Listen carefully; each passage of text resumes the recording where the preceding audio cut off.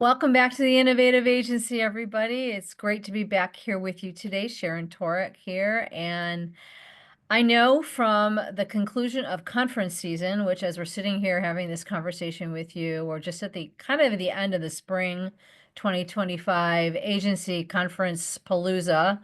Taylor, I don't know if you've been experiencing the same, but I've been chatting with a lot of agency owners, just kind of getting a pulse on the industry. And so I am thrilled to welcome Taylor Frame here today, whose whole job is around growing revenue, Chief Yep. Revenue Officer of Best Practice Media. First of all, welcome. Thanks so much for being here with me today. Yeah, thank you for hosting. Excited to share some value today. Yeah, I'm looking forward to it as well.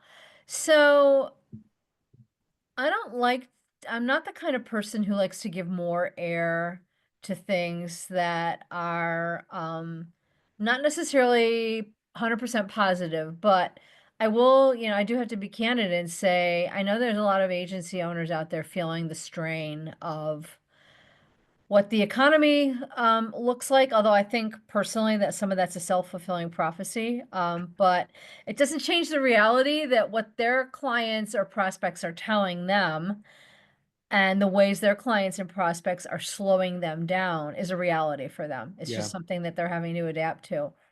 And I know that this is your second agency. And so you've seen some things and you have some particular points of view around getting to yes and the sales process and closing new business. And so I let's go there for a Yeah. minute, shall we? Yeah. I you had some recent content that you put out. I believe it was LinkedIn, if I'm not wrong, but it was a post that really caught my eye because it was really three very simple principles to new business closing, getting the Yep. yes in the sales process. Curiosity, being clear on what the goals of the prospect are, and then just basically defining upfront what a good relationship or success would look like down the line with the Yep. client. So I guess with that framework, I would love just to get your take, first of all, on are you seeing the same sort of reticence or the same um, sort of, I don't want to call it slowness, but are you seeing a pace change in new business right now in the agency space, first of all? Yeah. Yeah. Thank you. That's a great question. So a couple things to think about is I always like to recognize reality for what it is. Mhm, All stress comes from our inability to recognize reality. So take, for example, you're driving, your destination is a couple miles away and you get stuck in traffic. So mhm, you have two options at that point. One option is you can rage against reality and you can be mad, you can be frustrated in that car, but there's nothing you can do to go faster, right? mhm, You're going to get there when you get there. So you can choose to rage against reality, or the second part is you can surrender to the moment and realize, hey, I'm going to turn on some tunes. Maybe I'll call a friend that I haven't chatted with in a little bit. Maybe I'll turn on a podcast. I'm going to enjoy this time knowing that I can't really do a lot to change it. mhm, Some of the bigger economic things that are happening in our country, I hearken back to the start of COVID right now.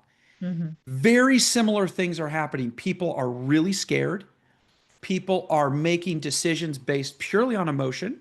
mhm, And a lot of brands, especially in the e-com and the CPG space, which is where we play very heavily, are really nervous. Tariffs are shifting back and forth. They don't know when they can import, when they can export. People a lot of times don't even know what they're going to be charged when their goods land in the US. It's like a mhm. rotating scale. Yeah. Sometimes no one gets charged. Sometimes it's like 10x the cost, right? So everyone is just really nervous and scared right now. The number one thing that I've done in times like this, and we've been through this with iOS 14, we've been through this with COVID, we've been through this like kind of post COVID when ecom and CPG was blowing up. Mhm, And then after that, where we saw a big dip kind of in 2023, 2024. And now we're mhm, here in this new world of tariffs and uncertainty. The biggest thing you can do to help ensure your businesses moves forward is number one, you have to stay in the fight. which means you've got to be have a very close eye on your P&L. You got to make sure that you're closing clients and maintaining that cash flow. And then the third thing is you need to be the rock for your clients. You have to be the one that says, I've got your back. These are uncertain times, but let's look at the data. Let's Mhm. remove emotion. Let's focus on, okay, where are we winning? Where do we need to cut? How can we improve things? Like you need to be the one that has their hand on the tiller and is carefully navigating through the storm. And if you're back there on the steering wheel or the tiller, jerking it all over the place, and you're just as scared as your clients, they're going to feel that. Mhm. And they're going to be like, I don't know if I can trust that team. Mhm. And one of the things that we've built here at BPM, because both me and my partner, we've been doing this for over a decade, we've seen so many ups and downs. We know that the brands that gently keep their foot on the gas and keep doing the right things and actually look at the numbers and actually look at the data, those are the ones that are going to grow dramatically during these times because they're ignoring the noise and they're Mhm. just focused on their business.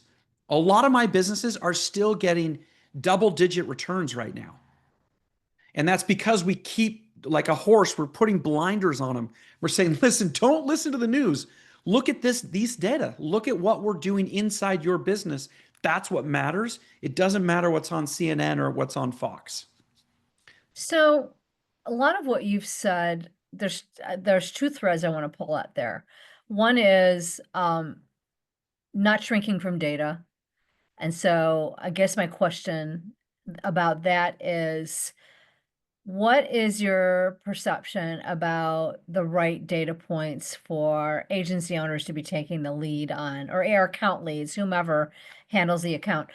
What are the right levers they need to be looking at so that they can show up confidently for their client? Because, when a client has approved a project and then put it on hold, put it on hold, put it on hold, and you're running an agency that still has payroll, Yep. um, how do you know quickly what the low-hanging fruit there is in terms of the data that you want to focus your client's attention on so that they do keep those blinders on to some of this other stuff?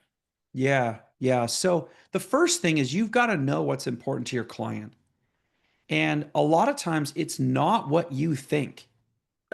Mm. And so you've got to be curious. Going back to that post that I put on LinkedIn is find out what's driving their business. If you're working with the owner, what's important to them? Mhm. If you're working with someone in the middle of the organization, what are they held accountable towards? Right? So the first thing is curiosity. Let's make sure and I say this all the time, let's make sure we're all rowing in the same direction. If we're all Mhm. in a canoe and we're going, if you're rowing on the right and I'm rowing on the left and we're just spinning circles, we're not getting anywhere, right? Mhm. So, how do we both make sure that our oars and our direction is pointing the same way?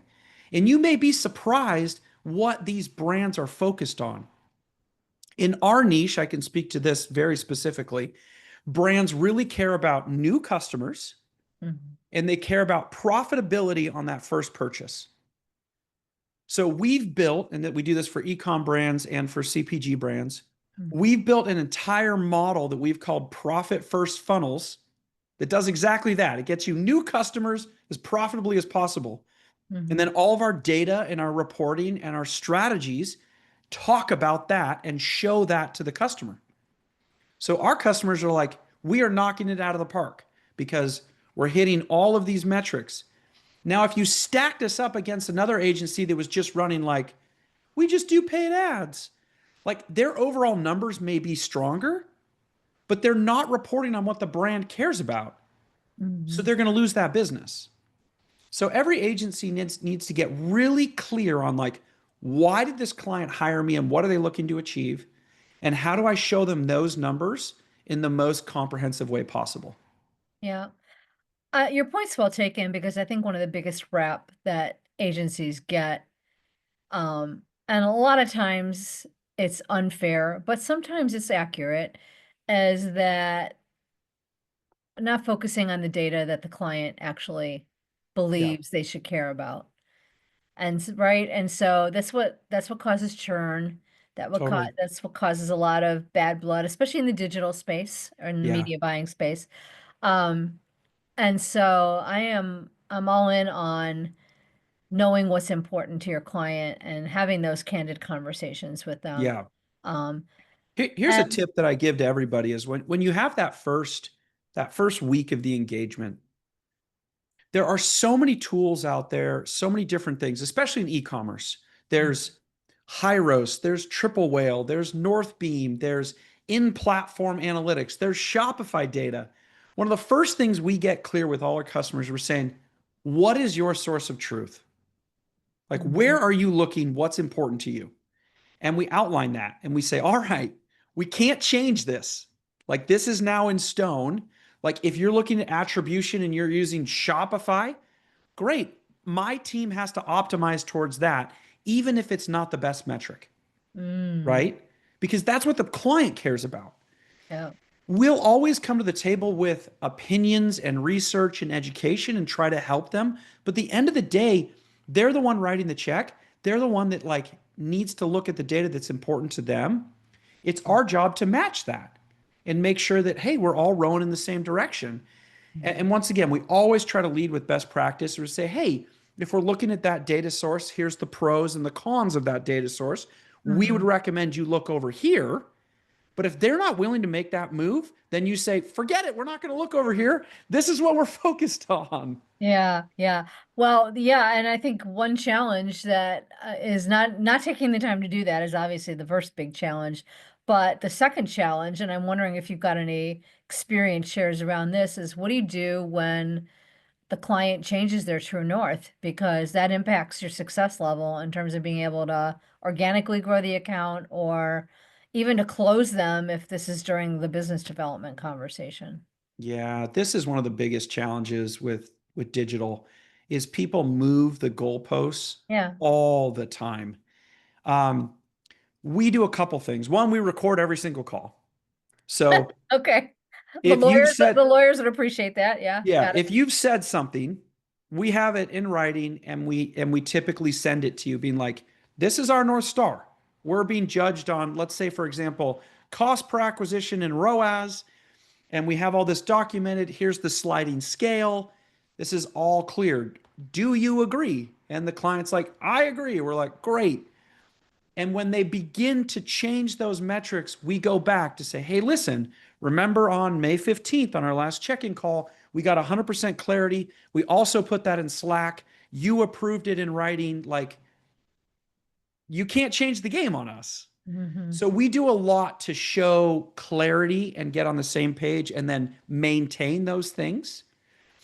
But if they're like, oh, well, the goalposts need to change, I'm like, all right, well, that's a different conversation. Let's have that. Why Mhm. are they changing? So one of the big things that we've had to face over the last couple of months is tariffs. That's a very real change that the Mhm. brand can't control and we can't control. Right. So we had to remove and rejigger a lot of our reporting over the last 3 months to take into account that sometimes their cost of goods just tripled. Mhm. So like, yeah, they're moving the goalpost, but they're not doing it on purpose. But if Right. we kept saying we're not going to move the goalpost, well, now we're being a bad partner, Right. right? So Right. it's going back to my original statement. We have to agree with reality. We have to at least recognize it, and then we have to make a plan. And so it's being really clear in communication. It's having everything documented, and then if we do need to move the goalpost, well, that's a new conversation. Same thing. We need to document it and have clarity. Mhm. So these are obviously very careful conversations that continue past the point where you decide to get married to the client, right? Yeah. But do you have, I guess, any words of wisdom, or do you have a point of view for the other agency leaders listening to this about how to keep the decision cycles as tight and short as possible right now for agencies when there's so much influx out there? Because I Yeah. think at the end of the day, the agency people that I speak with, they don't feel like the demand for what they do is necessarily, I mean, you have to have your fundamentals straight, right? You have to have a Yeah. niche, at least I believe you do. You have to, know who you serve, why you serve them, and how you help them. But assuming all that's in order, Yeah. they're not really perceiving the demand for what they do to be flying out into the ether. but their clients are not deciding as quickly, or they're saying yes and then they're saying no immediately. Not yet. Not no, but not yet. Yeah. Yeah. So what are you doing in what is a very turbulent customer industry for you to sort of keep them the indecisiveness at a minimum and to keep the sales cycles as short as possible? Because that's feels like what's killing a lot of agencies right now is just the uncertainty of, knowing if what they've already sold is going to actually turn into revenue for them. Yeah. Yeah. There is a lot of uncertainty now. I'm friends with at least 15 different agency owners in all different niches, and this is a tough time. There's a Mhm. lot of insecurity. Clients are pulling budgets, clients are not signing. Everyone is really nervous, and that so recognizing that and then coming up with a plan with it. So there's a couple things that we've done to stay competitive. Is one, we're trying to find on a sales call, what's your number one pain point, dear customer? Like, what are you struggling with? Mhm. And then if it is anything that I can solve, I will focus on that. I just want to get my foot in the door. Sometimes that means leaving thousands of dollars off the table at the start because Mhm. so many clients have been burned by bad agencies. It's Mhm. just, we all have to recognize that. There's a lot of bad players in the space that overpromise and under deliver, and that's a conversation for another day. But Yeah, exactly. so the first thing is you've got to get their trust. So when somebody makes a decision, three things have to happen. They need to give you permission to convince them. They need to feel that you're an authority, knowing that you can execute, and they need to feel safe. Mhm. So permission, authority, and safety. If those three things are not in alignment, they will pull the plug. So the way to get those is to one, understand what their core challenges are. And let's say you have a package that's 10K a month and you can solve like three or four of their core challenges. Well, peel that off. Start with the Mhm. number one thing that they're struggling with. And maybe it's they need a new website, or maybe they need help with content creation, or Mhm. maybe they need you to step in and optimize their media buying strategy, right? Get them to trust you, get your foot in the door, start to build the conversation. Once they see how you can deliver, then you can always expand later, but you'll never be able to expand if you're not in the house. Yeah. Yeah. So one of my best things is like during these really difficult times, I have this saying, you got to stay in the fight. And if a Mhm. client has some revenue and they have a very key problem, solve that problem. Then Mhm. upsell them later on other stuff. But like you got to stay in the fight, meaning you have to close brands, you've got to get revenue in the door. And if you're not, it's really hard to stay afloat. Right. Well, this rings very true actually to any kind of service industry, but I agree. I think that it was interesting. I was just at a conference on new business for agencies, and one of my favorite presentations was um, by an agency who kind of looked at AOR relationships in reverse. The term or the concept of an AOR relationship between an agency and a client, I think has largely left us. Even if you're called that, it's you're always one project away from the client, Yeah. moving on. And that's usually where your contracts are written. But his point was when they freed themselves from focusing on locking into those longer term broader agency of record relationships, um, they lost the opportunity to focus on, well, if we look at client B, who really engaged us for projects in reverse 12 months from now, they were the more lucrative or the more profitable client. So Yeah. we kind of call ourselves the AOR, in hindsight to that client. And so I think that aligns with what you just shared, which is that you've got to find a way to get in the fight and then worry about expanding your territory. Once you're there, and you probably also, I don't know if you agree with this, but I would think you're also probably a more credible partner to them at that point too. Yeah. Like I don't want anyone staying with me because they are like tied into a contract. Yeah. Like the contract sets the tone, right? Right. It sets the expectations that we're going to do this together. But at the end of the day, people buy outcomes. They do not buy features. Mm-hmm. So you're saying like, I media buy, that's a feature, right? Or we have really good reporting. That's a feature. What is Mm-hmm. my outcome? Well, I'm buying new customers and expertise on growth. Like that's what BPM provides. Mm-hmm. The features along the way is we can do content creation, we can do awesome reporting, we have an amazing team, like we can build websites, right? Those are the features. I'm not buying those. What I'm buying is the outcome, which is I need to grow my business. I don't know how to do it in this really challenging environment. You have the expertise. I'm hiring you for that outcome of growth and profitability. Mm-hmm. I think a lot of people in the sales organizations get stuck on features and benefits. It's not what you're buying. You're buying outcomes. Mm-hmm. So along that line, I'm curious to get your take on this. What do you think the biggest disconnect is during the new biz process between what the agency can bring to the table and what the client is actually wanting to extract from the relationship? What's the most frequent disconnect you see there or the most frequent miss? Because I feel like if we can neutralize some of that, then maybe and also layer on top of it your willingness to do, smaller, quick burst work for Yeah. a new client. It can help get you over some of this mindset that, the world's on fire at the moment for agencies. So what are some of the most frequent disconnects that you've seen in your experience, growing both agencies that you've grown? Yeah. Yeah. So, I've managed sales from an enterprise level down to an SMB level like my whole career. Mhm, So when I was in the corporate space, I was selling to massive retailers like Gap and Levi's and Victoria's Secret and REI and Nordstrom. Those were all my customers. And now I've shifted. Our agency serves mostly SMB in the e-com and CPG space. So these are brands, some of them brand new startups to 10 to 20 million.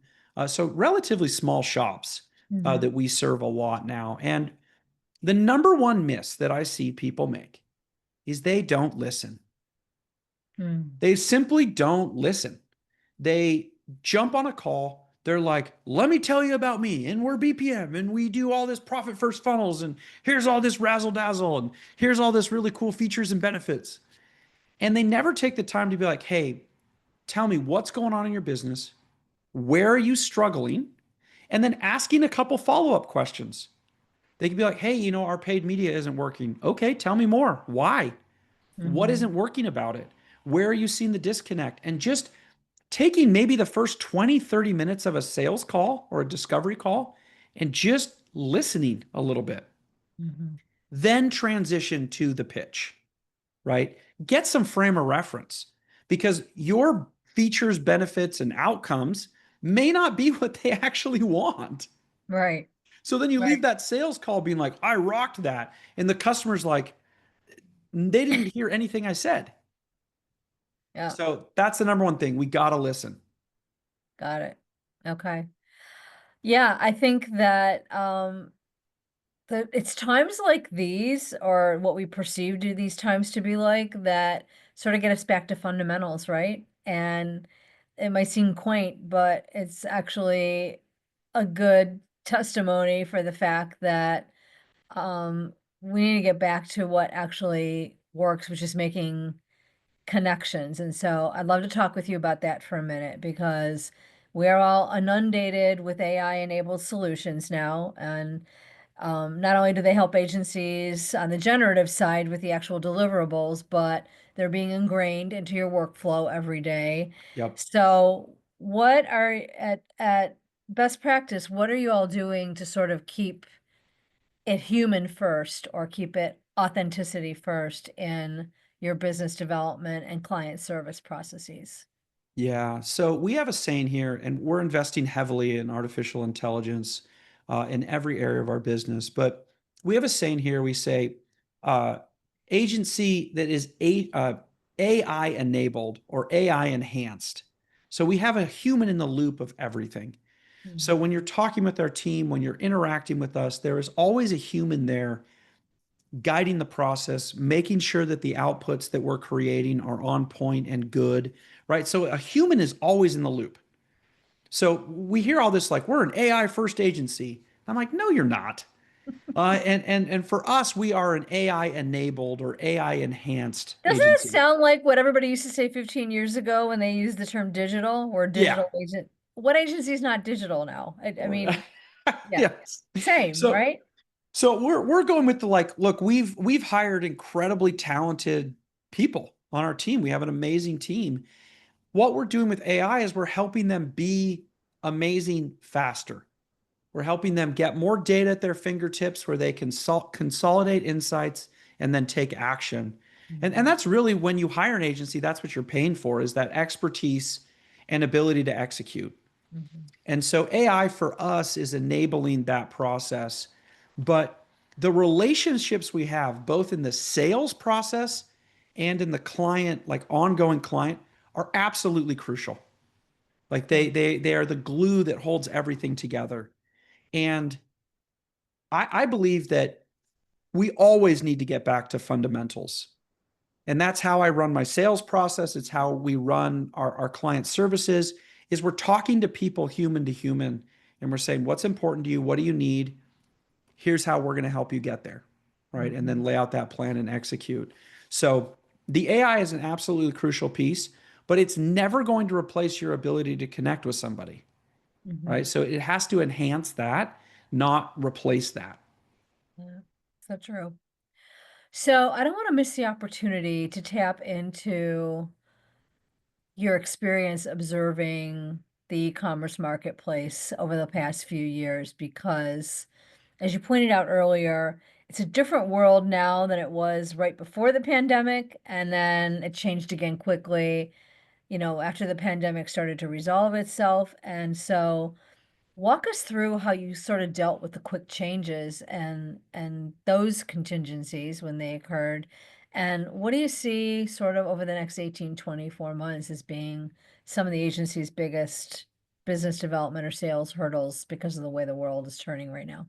Yeah. So, well, one of the things, and just to give a little background as to why I feel like I'm qualified to even speak about this, is over the last decade, we've worked with over 400 e-commerce brands. These are brands from startup to scaling, to some pretty big, well-established brands. And we've seen these trends throughout the whole industry right now. Currently under management, we have around 52 e-com brands that we support. So this is a space we know really, really well. Mhm. A couple things that we're seeing. The market has shifted in the last 4 years coming out of the pandemic towards this idea that we actually have to be profitable. And I know that's kind of crazy to think about because Revolutionary. revolutionary, but for there was a time period like before the pandemic for about probably 10 years where the whole idea was you would scale an ecom brand as humanly fast as possible with profit being not important at all, and Mhm, you'd scale it to growth and then you'd sell it and you'd make a bajillion dollars, and the acquisition company would then sort out the profitability and kind of like get, but all they were buying was a huge set of customers essentially. mhm, Well, the private equity firms and the acquiring firms have no appetite for that anymore. mm. So there was a time when that was the strategy. That was the playbook. Right. Grow as quickly as possible. Who cares about profitability? Hit those top level, revenue numbers, and boom, you exit and you're a trillionaire, right? Yeah, it's the brand in the eyeballs. Got Yeah. it. And that has gone. That is no longer doesn't work anymore. Mhm, So there's been a big shift. And now, and this has really happened in the last 3 to 4 years, brands are being forced to be profitable. And the holy grail is, can I get a new customer as profitably as possible, taking into account all the costs of getting that customer, mhm, right? So it's first order profitability is the holy grail that everyone's after. At BPM, we've built a system to do exactly that, right? So that's how we're meeting the market at where they're at right now. So mm, our reporting, the way we do our media buying, the way that we do our creative, the way we build our websites is all designed to help brands figure out how to get first order profitability, right? Love it. For e-com brands, what we're seeing is that there used to be a time where you could dramatically like quadruple your revenue in a year. That's getting harder and harder. And Mm-hmm. so it goes back to the fundamentals. Out of all of the products on the market, why should I buy yours? Mm-hmm. Why is your dress or your greens powder or your supplement or your jewelry, why is this important to me? And how is it solving one of my problems, right? Very fundamental marketing. Right. And then the second part of that is as a brand, how do you look at growth? And is that growth so we can exit? Because that's a whole different strategy. Right. Or are we trying to build a lifestyle brand that as a founder, I can live a very comfortable lifestyle with this brand supporting me? Right. Two very different journeys. Right. For And sure. so we ask people what they're trying to do. And then we have different strategies and methodologies that we run based on those goals, Mm-hmm. right? So Yeah. if they're trying to exit, profitability is super important, but growth is really important. If you're trying to do a lifestyle business, well, profitability is everything, Right. right? Right. So Right. Right. So in the e-com space, we've just seen competition is up, right? There's more brands than ever. Right. Consumer spending has stayed relatively flat, like not in a great way.